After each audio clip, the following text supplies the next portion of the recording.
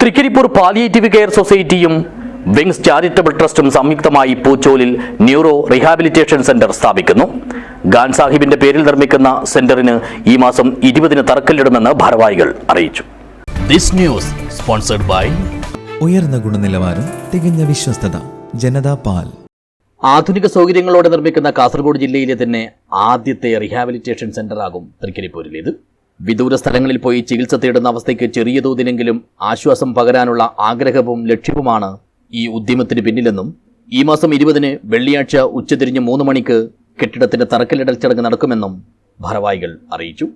Salsar charitable trust ചെയർമാനും തൃക്കരിപ്പൂർ മജ്ലിസ് ഹസൻ മുഖ്യ രക്ഷാധികാരിയുമായ എഞ്ചിനീയർ എം സലാഹുദ്ദീൻ ശിലാസ്ഥാപന കർമ്മം നിർവഹിക്കും. തൃക്കരിപ്പൂരിൽ ആദ്യമായി നിർമ്മിക്കാൻ ഉദ്ദേശിക്കുന്ന ന്യൂറോ റീഹാബിലിറ്റേഷൻ സെന്ററിന്റെ തറക്കല്ലിടൽ കർമ്മം വെള്ളിയാഴ്ച വൈകിട്ട് 3 മണിക്ക് നടക്കുകയാണ്. ആ ഒരു കാര്യം പൊതുജനങ്ങളെ, തൃക്കരിപ്പൂർ പരിസരത്തുമുള്ള ആളുകളെ അറിയിക്കുക എന്നുള്ളതാണ് ഈ ഒരു പ്രസ് മീറ്റിന്റെ ഉദ്ദേശം.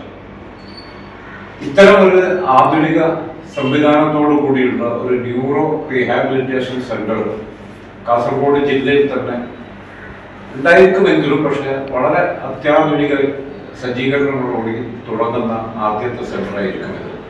കോഴിക്കോട് ആസ്ഥാനമായുള്ള സൽസാർ ചാരിറ്റബിൾ ട്രസ്റ്റാണ് പൂച്ചോലിൽ ഖാൻ സാഹിബിന്റെ പേരിലുള്ള സെന്റർ പൂർണ്ണമായും നിർമ്മിച്ചു നൽകുന്നത്.